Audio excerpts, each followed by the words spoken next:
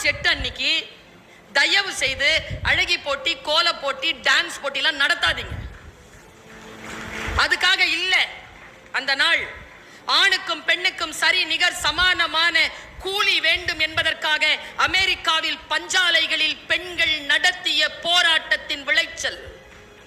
75 பெண்களுக்கு மேல் உள்ளிருப்பு போராட்டம் நடத்தி உயிர் துறந்த அந்த நாளை இந்த உலகம் அறிந்து கொள்ள வேண்டும் என்பதற்காக ஆண்களுக்கும் பெண்களுக்கும் நேரமும் சம்பாத்தியமும் ஒன்றாக இருக்க வேண்டும் என்று அவர்கள் எழுப்பிய போர் குரலுக்கு சில அதிகார வர்க்கங்கள் அசைந்து கொடுத்த அந்த வினாடியை இந்த உலகத்தில் பிரகடனப்படுத்துவதற்காக 1910ஆம் ஆண்டு நியூயார்க்கில் நடந்த மாநாட்டில் அளிக்கப்பட்ட தீர்மானம்தான் மார்ச் 8 சர்வதேச மகளிர் தினமாக கொண்டாட வேண்டும்.